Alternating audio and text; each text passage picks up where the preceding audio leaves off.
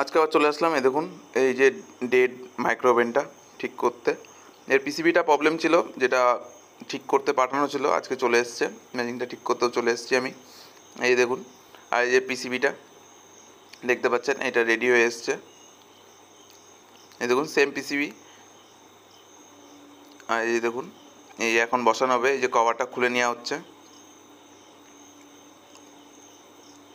এই দেখুন কভারটা আমি খুলে নিয়েছে।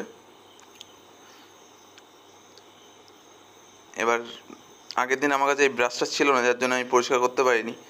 তার জন্য ভেবেছিলাম নেক্সট দিন যেদিন যাবো সেদিন পরিষ্কার করে দেবো। এই যে আমি নেক্সট দিন এটা আগে আমার পরিষ্কার করা, তারপরে আমি কাজ করতে ধরেছি। দেখুন এ দেখুন প্রত্যেকটা জ্যাক আমি বুঝে শুনে লাগিয়ে নিয়েছি, যেখানে যেটা ছিল সেখানে সেটাই লাগিয়েছি। দেখুন ভালো করে দেখলে বুঝতে পারবেন। এই দেখুন জ্যাক লাগানো কমপ্লিট। এবার আমি এই নাটগুলো লাগিয়ে নিচ্ছি পিসিবির। আর এই দেখুন আমি লাইন দিয়ে দিলাম, কিন্তু এই বাড়িতে ভোল্টেজ এতটাই লো ছিল যার জন্য এই মাইক্রোওভেন একদমই চলছিল না বা গরম হচ্ছিল না। সো এই দেখুন মেশিনটা অন হয়ে গেছে। আগের দিন দেখেছিলেন এই ডিসপ্লেতে কোনো রকম লাইন ছিল না।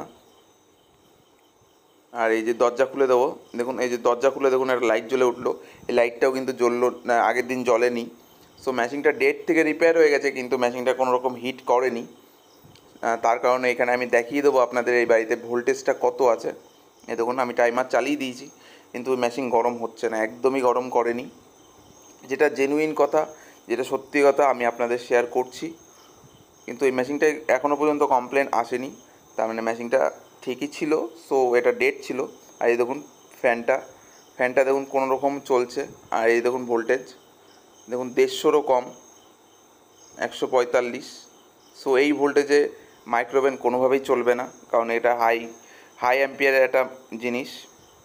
সো এই দেখুন আমি আরেকবার ঢুকিয়ে দিয়ে ট্রাই করে নিচ্ছি, কারণ আমিও কাস্টমারকে দেখিয়ে দেবো, এটাই আমার টেন্ডেন্সি ছিল, যাতে আমার কোনো নেক্সট টাইম প্রবলেম না হয়। কারণ আমি যেরকম মেশিনটা ডেট দেখেছিলাম সেরকমই কাস্টমারকে ডেটটা ঠিক করে দিয়েছি, কিন্তু গরমটা দেখিয়ে দিলে কাস্টমারও খুশি হতো, আমারও খুব ভালো লাগতো। কিন্তু এখানে ভোল্টেজের দেখুন এতটাই ডাউন যে আমি এখানে দেখুন কোনো রকম ঠান্ডা নেই, এক ফোঁটা ঠান্ডা গরম হয়নি। এক ফোঁটাই মেশিন গরম করছে না বা অন হচ্ছে না। সো কিছু করার নেই। এখানে যে সময় কাস্টমারকে আমি বলে এসেছি আপনি চালিয়ে দেখুন, যদি প্রবলেম হয় জানাবেন, আমি ঠিক করে দিয়ে যাব। কিন্তু এই মেশিনটাই ছিল প্রবলেম ছিল হলো ডেড, কিন্তু মেশিনটা ডেড রিপেয়ার করে দিয়েছি, আশা করছি মেশিনটা চলে যাবে। সো এই দেখুন কভারটা লাগিয়ে নিচ্ছে। আর মেশিনটায় প্রবলেম হলে নেক্সট ভিডিও আপনারা দেখতেই পাবেন।